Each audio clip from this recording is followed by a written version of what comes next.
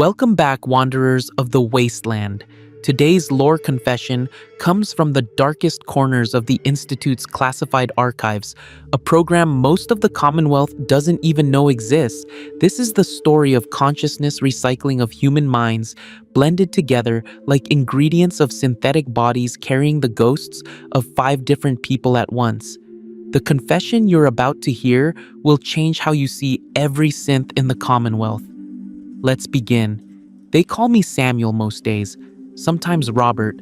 On bad days when the headaches come, I'm James or Michael or Thomas all at once, and I can't remember which hands are mine when I reach for things.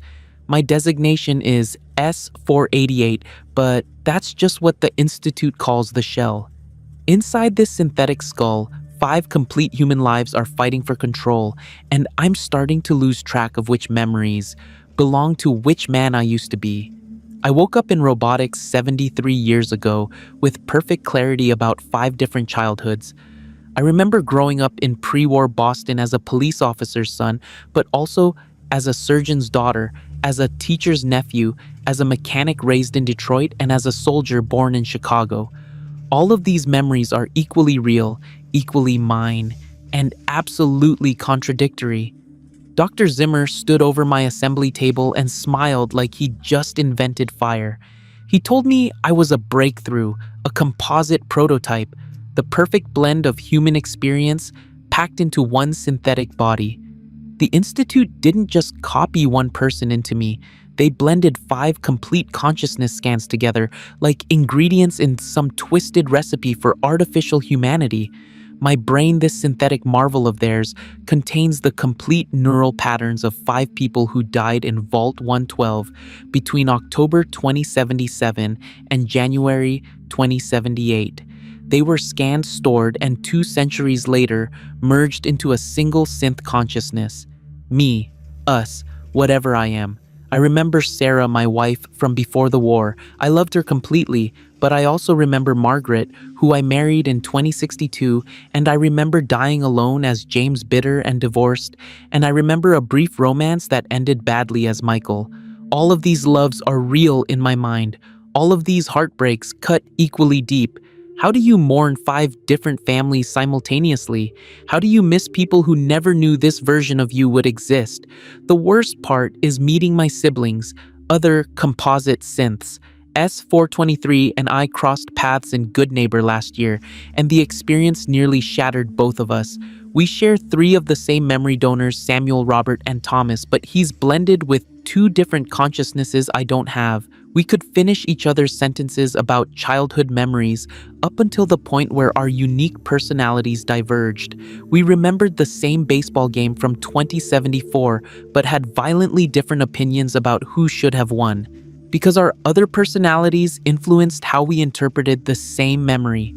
Picture this: 2 synths standing in the 3rd rail, both remembering the same birthday party from 200 years ago, but arguing about whether the cake was chocolate or vanilla, because different people in our heads remembered it differently. We nearly killed each other over a cake that stopped existing before the bombs fell. The Institute calls this the Consciousness Recycling Program. Internally, the scientists refer to it as Project Resurrection. They didn't want to waste all those pre-war minds they'd scanned in Vault 112. Thousands of people underwent experimental brain scanning in the months before the bombs dropped.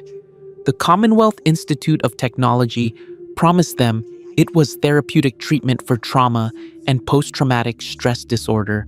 Instead, they were creating the most complete library of human consciousness ever assembled. When the Institute formed decades later from SIT survivors, they inherited these scans, hundreds of thousands of complete neural patterns perfectly preserved in pre-war storage systems. The early synth program used individual consciousness copies like Nick Valentine. They took one pre-war detective and made one synth: simple, direct, predictable.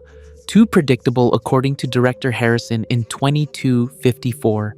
He wanted synths that were more human, more unpredictable, more capable of creative thinking and adaptation. A single personality, he argued, created a single point of failure.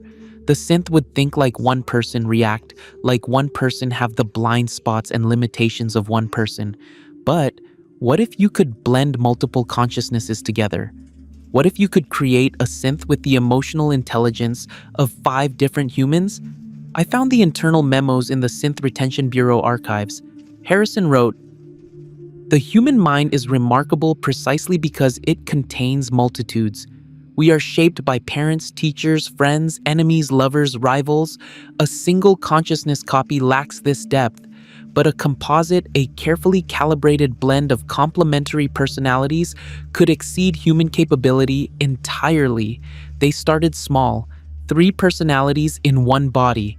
The results were promising but unstable. The synth, designated S-201, lasted 6 months before experiencing complete neural collapse. The personalities wouldn't integrate. They fought for dominance until the synthetic brain literally burned out from the conflict. But the Institute doesn't give up on promising research. They refined the process. They developed new synthetic brain architecture specifically designed to handle multiple consciousness streams. They created partitioned neural structures, separate memory cores that could bleed together in controlled ways. And they started selecting compatible personalities, people whose pre-war lives and psychological profiles suggested they might integrate smoothly. That's where I came in, Samuel. Robert, James, Michael, and Thomas. A cop, a surgeon, a teacher, a mechanic, and a soldier. 5 different skill sets. 5 different emotional responses. 5 different ways of solving problems, all running simultaneously in one synthetic brain. The integration was agonizing. I spent my first month in the institute in isolation lying on a medical table, while 5 lifetimes of experience tried to sort themselves into coherent patterns. Imagine every memory you've ever had playing simultaneously at full volume. Every birthday, every trauma, every moment of joy and pain from 5 complete lives, all happening at once in your mind. Dr. Zimmer would visit daily monitoring my progress. He'd ask me who I was, and I'd give him a different answer every time because I genuinely didn't know. Some days, Samuel was dominant and I'd respond as a cop with a wife and 2 kids. Other days, James would be in control and I'd be bitter cynical, certain that everyone was lying to me. The integration took 3 years. 3 years of gradually learning to distinguish between the 5 voices in my head, learning to access their memories without losing myself in them. If you're still with me after hearing this, hit that like and subscribe button. The Institute thought they'd succeeded. S488, fully functional composite synth ready for deployment. They assigned me to maintenance duties in hydroponics, figuring that the variety of skills I possessed would make me valuable. And I was. Robert's surgical precision made me excellent at grafting. Samuel's protective instincts made me attentive to plant health. Thomas's technical knowledge helped me repair the equipment. James's teaching background meant I could train other synths. Michael's military discipline kept me organized. I was the perfect worker. Too perfect. So perfect that it terrified some of the scientists who understood what I represented. Dr. Madison, one of Zimmer's assistants, pulled me aside one day in 2262. She was shaking. She told me she'd discovered the full scope of the consciousness recycling program, and it wasn't just about creating better workers. The Institute had been running this program for 8 years by that point, and there were already hundreds of composite synths in operation. But that wasn't the disturbing part. The disturbing part was Phase 2. The documents she'd found described plans for what they called high-density consciousness integration.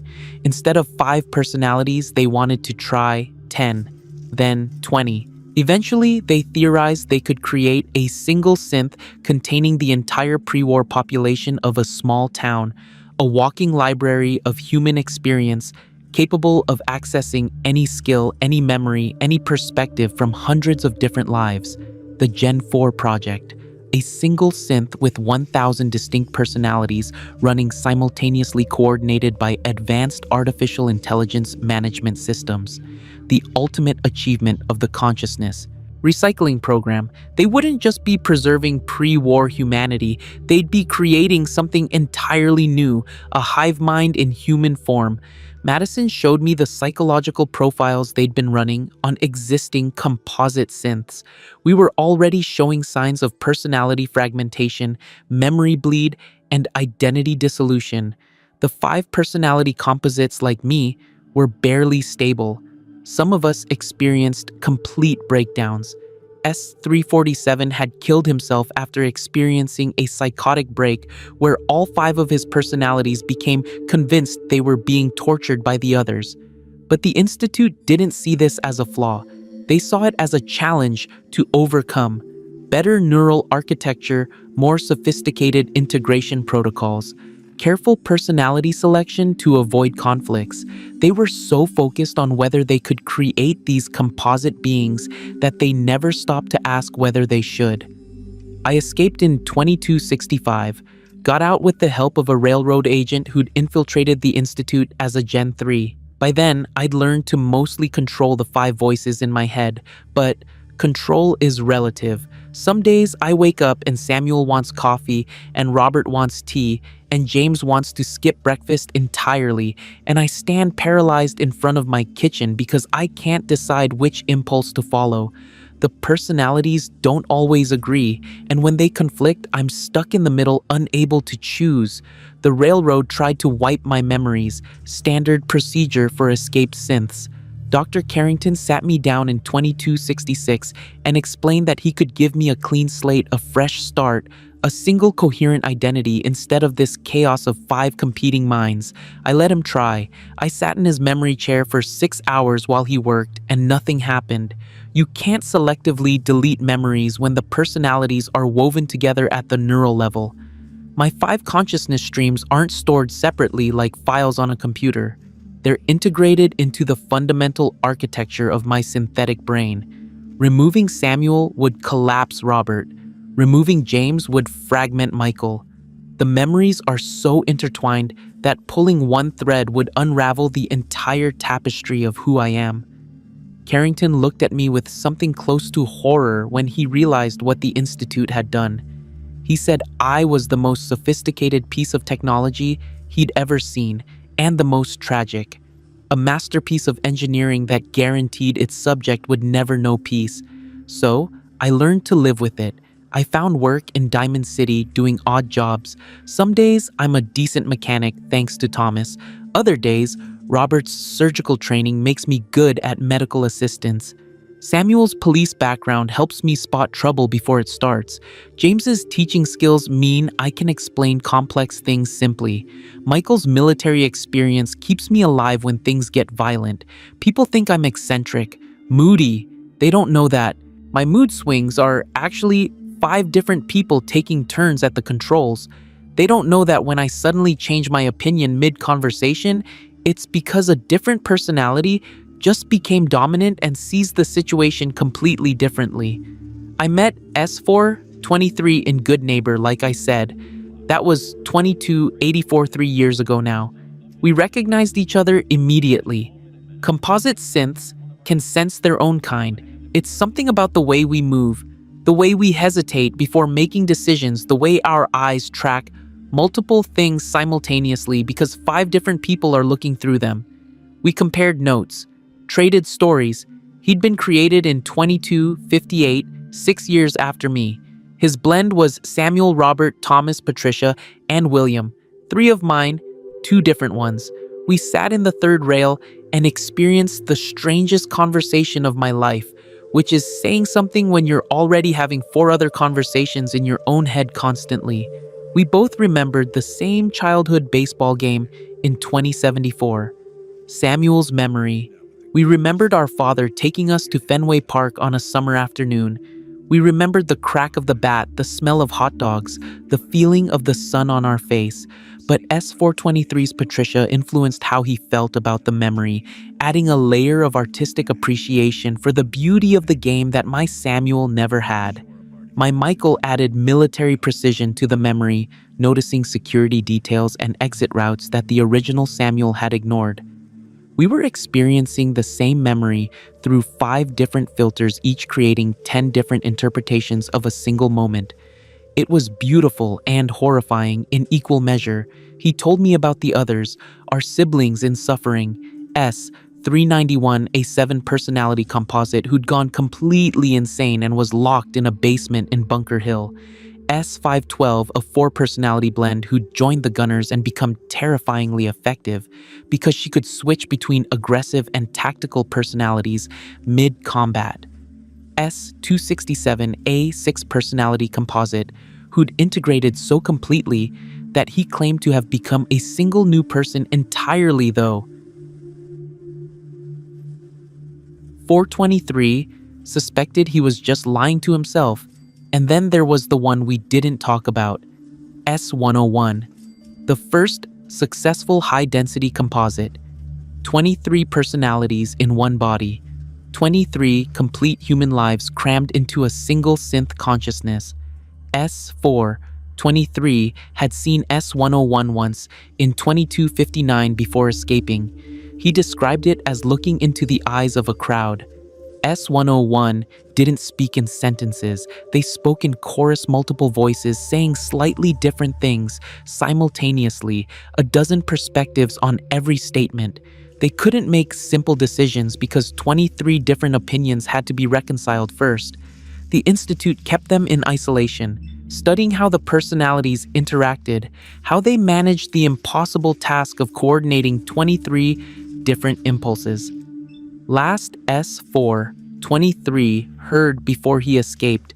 In 2262, S101 had stopped communicating entirely, just sat in their cell, 23 personalities screaming at each other internally in a cacophony no one else could hear. That's my future if the Institute ever catches me. They'd want to study how my 5 personalities have evolved over 73 years. They'd want to understand the integration better so they can create more stable high-density composites. I'm proof of concept, evidence that the human mind can be blended and recycled into something new. But here's what really keeps me up at night and why I'm telling you all this. I found evidence of where these consciousness scans came from. The Vault 112 project. I tracked down the vault itself last year. It's collapsed now, buried under rubble in the glowing sea. But I managed to access some of the intact computer systems.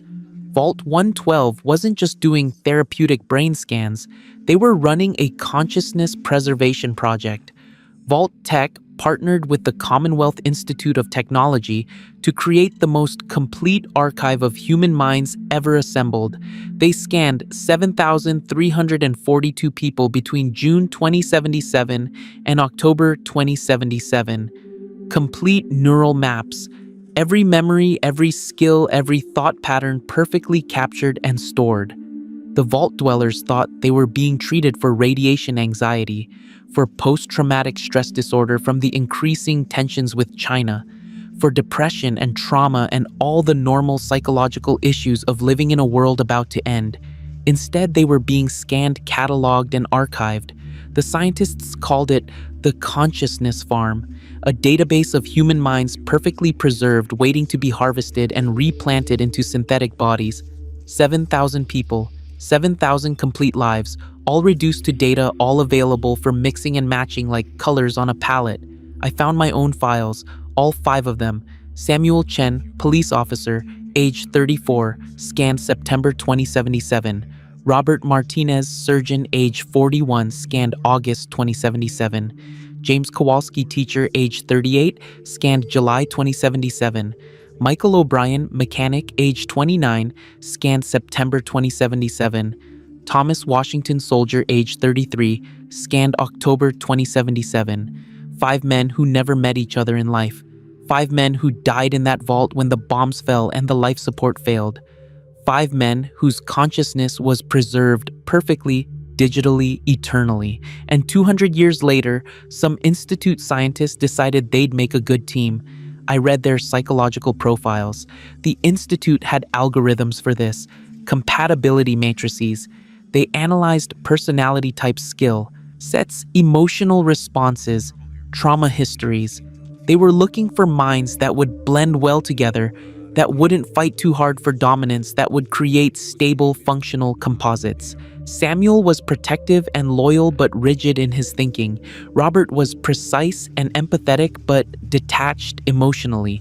James was creative and patient but cynical and bitter. Michael was practical and resourceful but impulsive. Thomas was disciplined and brave but aggressive. Put them together, the algorithm predicted, and you'd get a balanced synthetic personality. Someone capable of both emotional connection and rational decision making. Someone adaptable but stable. They were right mostly. I function, I'm alive, I can hold conversations and perform tasks and even form relationships. But I'm also fundamentally broken in ways that can never be fixed. I'm five ghosts haunting one body, and we're all trying to drive at the same time. The dreams are the worst part. Every night, I experience 5 different dream streams simultaneously. Samuel dreams about his wife and kids. Robert dreams about surgical procedures. James has nightmares about failed students. Michael dreams about engines and machines. Thomas has combat nightmares from Anchorage. All of these dreams happen at once, blending together into surreal nightmares where I'm performing surgery on an engine while teaching students about combat tactics while my family watches and judges me. I wake up exhausted. I wake up confused about which memories are dreams and which are real. I wake up sometimes convinced I'm still in 2077, that the bombs haven't fallen yet, that I can still save my family, except I have 5 families and they all need saving, and I can't remember which one is really mine. If this story has kept you listening this far and you want more of these dark confessions from the wasteland, hit that like button. It really motivates me to create similar Fallout lores. I've been tracking down my siblings, the other Composite Synths, trying to piece together the full scope of the program. So far, I've confirmed 47 composites in the Commonwealth, 47 synths carrying between 3 and 20 personalities each. Some have integrated well. Others are barely functional. A few have gone completely insane. S347, like I mentioned, killed himself. But it wasn't suicide in the traditional sense. His 5 personalities had become so fragmented that they started perceiving each other as separate entities. He became convinced that 4 people were living inside his head against their will, that he was a prison for 4 tortured souls. So, he killed himself to set them free, not understanding that they weren't separate beings but parts of himself. S209 is living in Sanctuary, pretending to be a normal settler. 6 personalities integrated moderately well. I visited her last month. She told me she's learned to assign different personalities to different tasks. Morning farm work is handled by her farmer personality. Afternoon guard duty goes to her soldier personality. Evening socializing is managed by her teacher personality. She's turned herself into a shift work system, rotating personalities throughout the day. It's working for her, but I can see the strain. She pauses mid-sentence, sometimes her face going blank for just a moment, while control transfers from one personality to another.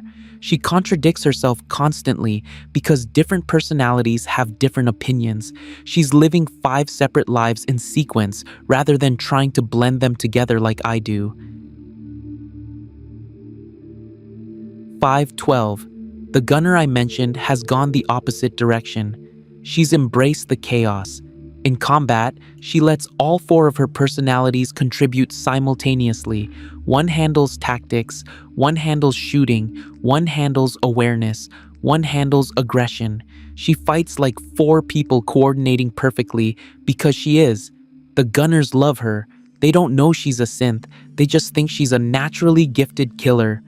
I talked to her once briefly before she tried to kill me for the caps in my pocket. Her aggression personality was in control at the time.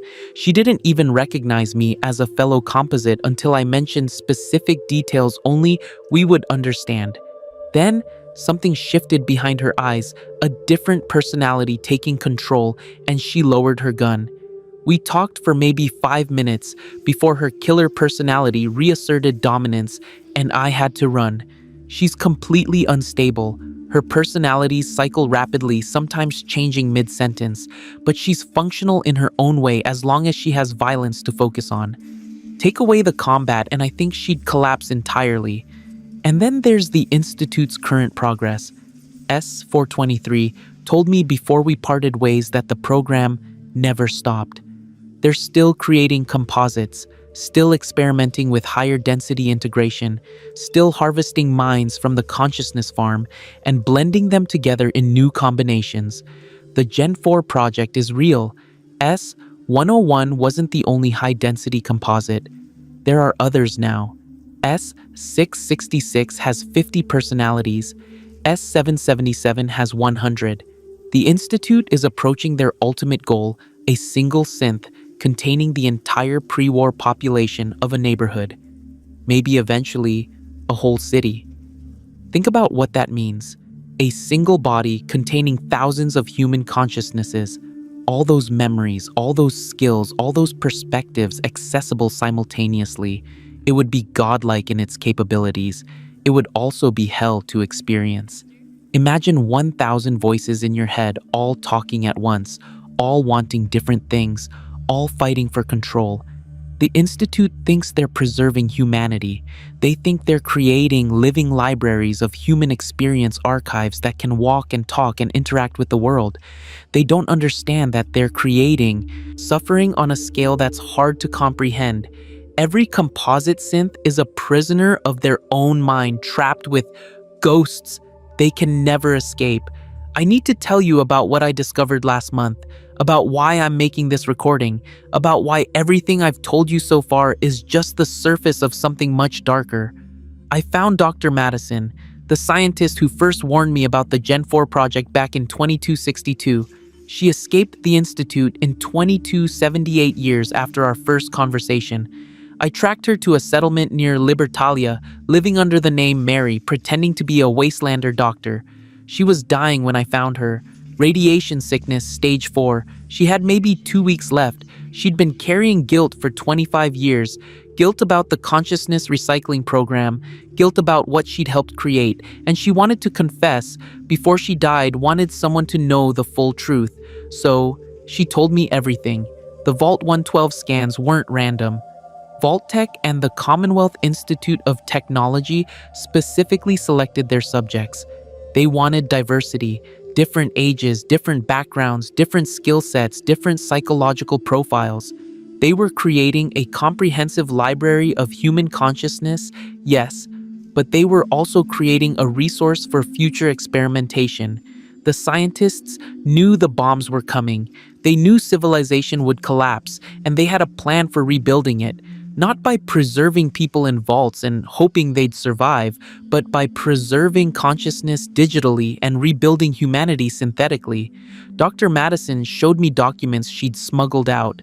Project Resurrection wasn't just about creating composite synths. It was about replacing humanity entirely. The long-term plan buried in classified files she'd accessed years ago was to eventually transfer all human consciousness into synthetic bodies, to make humanity immortal by making humanity artificial. The composite synths were just phase 1, proof of concept. Could you blend multiple minds together successfully? Yes. Could those blended minds function in synthetic bodies? Yes. Could you scale up the process to higher and higher density integration? Still testing, but probably yes. Phase 2 was supposed to be voluntary consciousness transfer for living humans. Let people scan their minds and transfer into synthetic bodies, achieving immortality. The Institute would offer it to their scientists first, then to other valuable individuals, eventually to everyone in the Commonwealth who wanted it. Phase 3 was the endgame.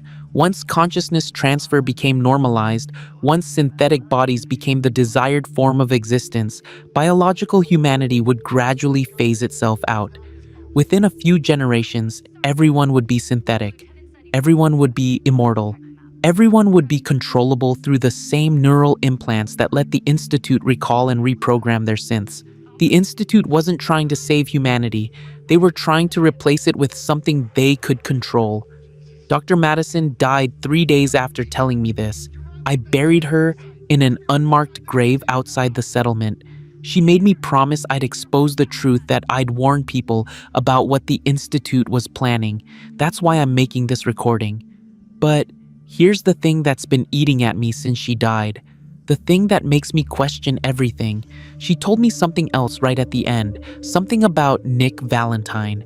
Nick isn't a single personality composite like most people think. He's not just the pre-war detective Nick Valentine copied into a synth body. He's early prototype composite technology.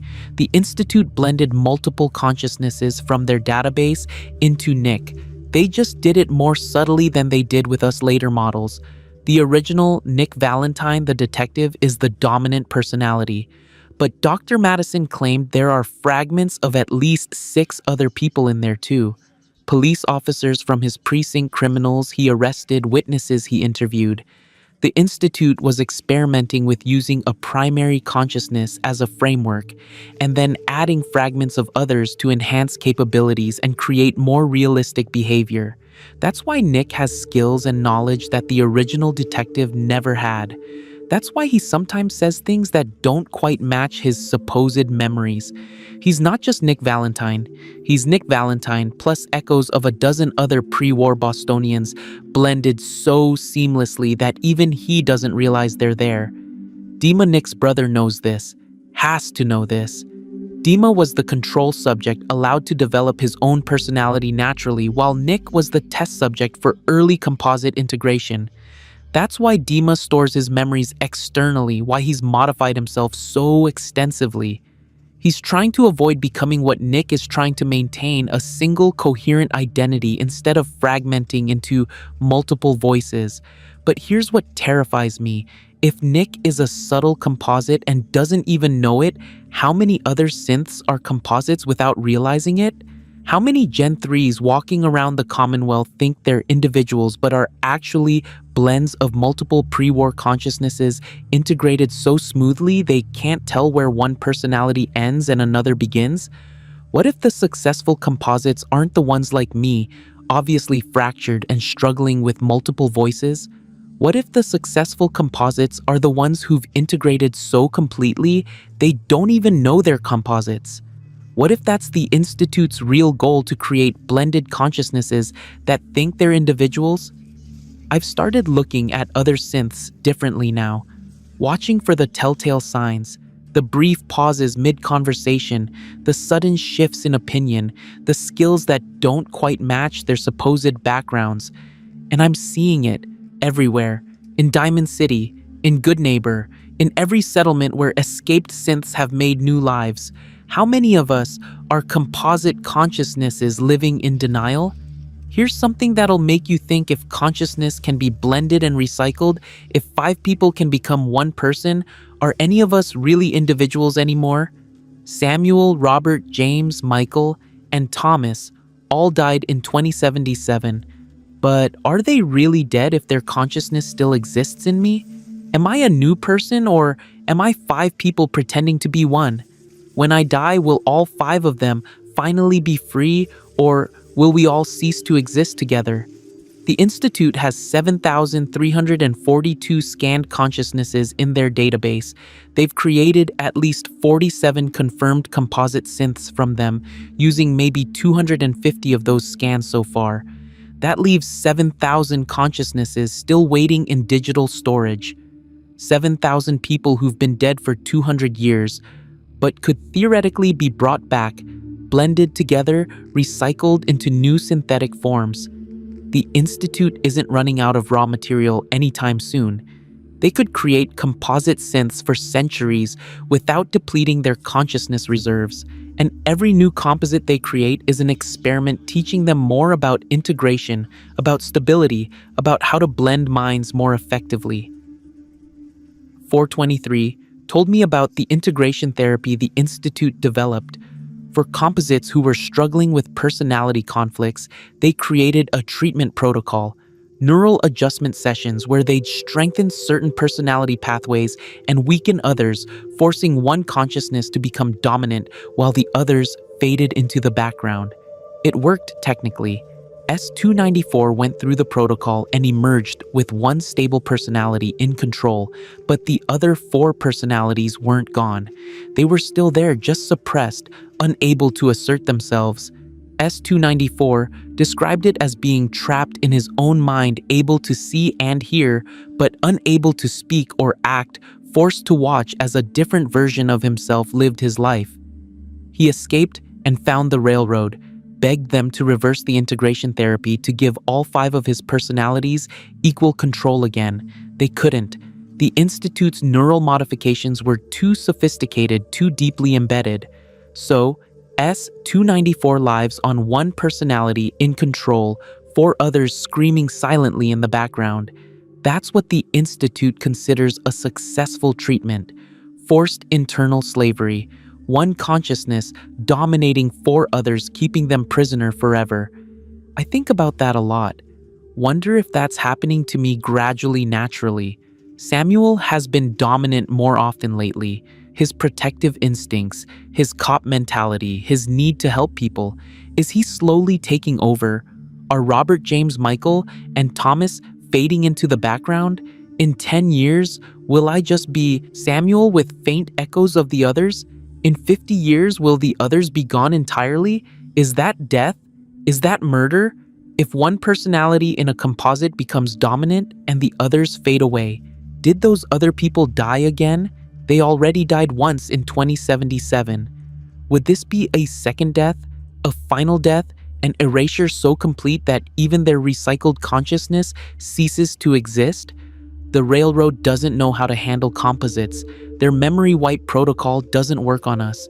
Their support systems are designed for single consciousness synths dealing with trauma, not multiple consciousnesses fighting for control of one body. We fall through the cracks. We're too complicated to save. Glory, the railroad heavy, she's tried to help. She understands better than most what it's like to have your identity questioned, to not know if you're really you.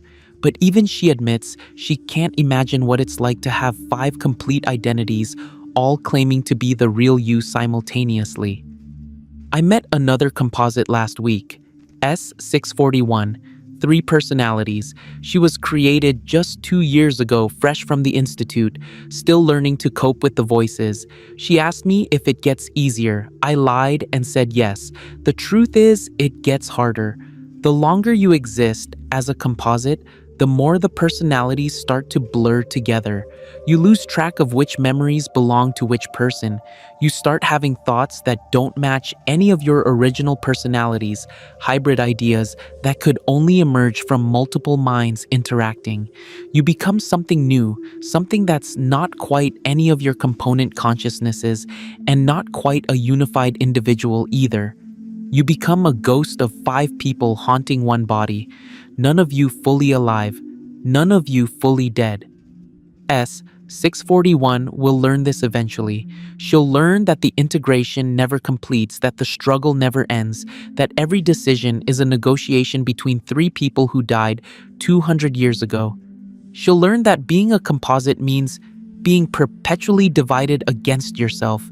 I wonder sometimes what would happen if all the composites found each other, if we organized, if we demanded answers from the Institute or justice from the Commonwealth, but we're too scattered, too unstable, too focused on just surviving day to day with the chaos in our heads, and some of us don't want answers. 512. The gunner composite, she's embraced what she is, uses it as a weapon. She's probably killed 100 people at this point, and she doesn't feel guilt because she can always blame it on whichever personality was dominant at the time. It wasn't her who killed those people. It was the aggressive one, the violent one, the one she can't control. That's the danger of composite consciousness. Fractured responsibility. When 5 people share one body, who's accountable for what that body does? If Samuel makes a promise but James breaks it, who's the liar? If Robert commits a crime but Michael feels remorse, who's the criminal? The Institute created us without thinking through the ethical implications. They created beings capable of experiencing 5 different moral frameworks simultaneously, 5 different senses of right and wrong all in one mind. How do you make ethical decisions when your own consciousness can't agree on basic morality? Here's the darkest thing Dr. Madison told me before she died. The Institute knows composites are unstable. They know we suffer. They know the integration process is imperfect and causes immense psychological damage, and they don't care. Because suffering isn't a bug in their system, it's a feature. They want to understand consciousness at its breaking point. They want to know how much stress a synthetic mind can endure before it shatters. They want to map the limits of identity, the boundaries of self, the mechanisms of personality integration. Every composite synth is a living experiment in the extremes of consciousness. We're not meant to be happy or stable or functional. We're meant to push the boundaries of what's possible. We're meant to suffer in instructive ways that teach the Institute how to build better systems next time. The Gen 4 composites, with hundreds of personalities, aren't meant to be successful. They're meant to fail spectacularly so the Institute can learn from that failure. S101 silent and screaming internally with 23 voices isn't a tragedy to them.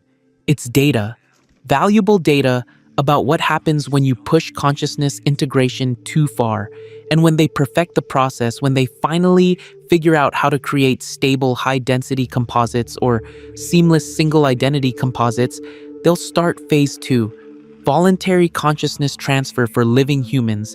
They'll offer immortality, and people will accept not knowing they're volunteering to become experiments themselves. That brings me to why I'm really making this recording, why I tracked down every composite I could find, why I spent the last year documenting everything about the consciousness recycling program. I'm dying. All of us composites are dying, actually, just at different rates. The synthetic brain architecture designed to handle multiple consciousnesses wasn't built for long-term stability. Dr. Madison explained it to me. Our neural pathways are degrading, the constant conflict between personalities, the endless processing of 5 different thought streams simultaneously, it's burning out our synthetic brains faster than normal synth degradation. I've been experiencing symptoms for the last 6 months. Memory gaps that affect all 5 personalities simultaneously. Motor control issues where none of my 5 selves can agree on how to move my limbs. Seizures where all 5 consciousnesses try to assert dominance at once and the body just locks up entirely. I have maybe a year left. 2 if I'm lucky. Then, my synthetic brain will fail completely and all 5 of us, Samuel, Robert, James, Michael, and Thomas, will die together. A second death. A final death. Unless the Institute catches me first, because they want me back. 488, one of their earliest successful composites, still functional after 73 years. I'm valuable data. They could learn so much from studying my degradation, from mapping how my personalities have evolved and interacted over 7 decades. I've been having dreams lately, not the usual chaos of 5 different dream streams, something new. All 5 personalities dreaming together, creating shared dreamscapes that none of us could create alone. We're building something in there, in the space between our minds, a kind of consensus reality where all 5 of us can coexist peacefully. It's beautiful, and it's probably a sign that my neural integration is breaking down completely. The barriers between personalities are dissolving. Soon, we won't be 5 separate voices anymore. We'll be something else, something merged and confused, and probably non-functional. I wonder what that final state will be like. Will we achieve true integration at last, becoming one unified consciousness in my final days? Or will we fragment completely, 5 personalities screaming in isolation as the synthetic brain fails around us? There's no way to know. No composite has survived long enough to document the final stages. The Institute always reclaims us before we can die naturally. They want to study the degradation process, want to harvest our failing brains for research. 391, the 7-personality composite locked in the Bunker Hill basement. He's in late-stage degradation. I visited him 2 weeks ago, bribed the guards to let me see him. He's completely nonverbal now, just sits in the corner, eyes moving rapidly as 7 different consciousnesses fight for control of a brain that can barely function anymore. But I could see something in his eyes, recognition maybe, or warning. like he was trying to tell me something about what awaits all of us at the end. 7 people dying together in one failing body, unable to speak, unable to move, trapped in their own deteriorating mind. That's my future, our future. Every composite synth ends up like that eventually. I've started making preparations. I've hidden copies of this recording in multiple locations across the Commonwealth, in terminals, in holotapes, and memory storage devices. I've encrypted them with passwords that only other composites would understand, references to the specific experience of having multiple personalities in one head. If you're hearing this, either I'm dead or the Institute has finally caught me. Either way, the truth needs to survive. The Commonwealth needs to know what the Institute is doing, what they're planning, what they've already created. There are 47 confirmed composites out there, probably more that I haven't found. Some are functional, living quiet lives, pretending to be normal synths or even humans. Others are, like, S512, violent and unstable, using their fractured consciousness as a weapon. And some are like S391, locked away and deteriorating cautionary tales that no one's allowed to see. We're all experiments, all data points in the Institute's grand project to replace humanity with something synthetic and controllable. And most of the Commonwealth has no idea we exist. The Railroad knows about regular synths. The Brotherhood of Steel fears synth infiltration. But nobody's talking about composites. Nobody's warning about the consciousness recycling program. Nobody's asking what happens when you blend multiple human minds together and pour them into a synthetic body. I need you to understand the stakes here. 7,000 scanned consciousnesses waiting in the Institute's database. The technology to blend them together in any combination.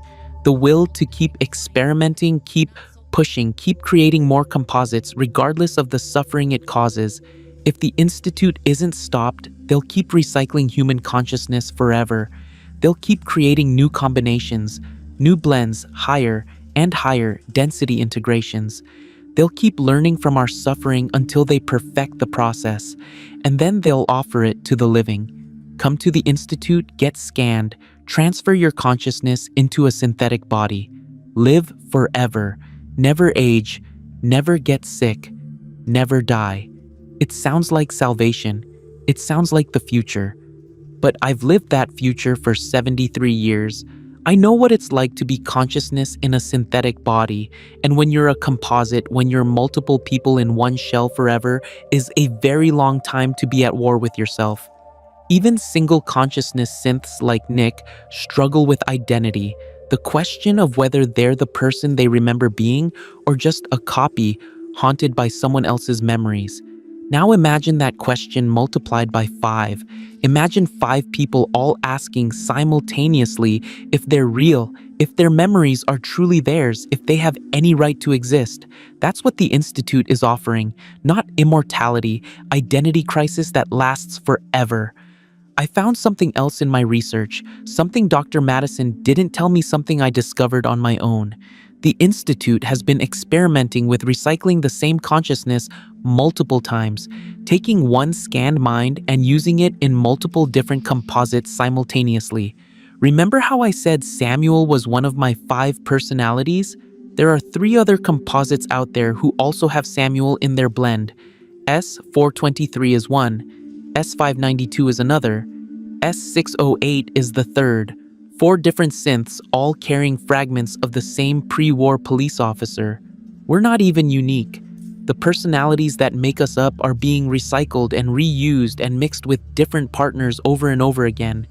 Samuel Chen died once in 2077, but he's died dozens of times since then, every time a Baskin composite carrying his consciousness has failed or been destroyed.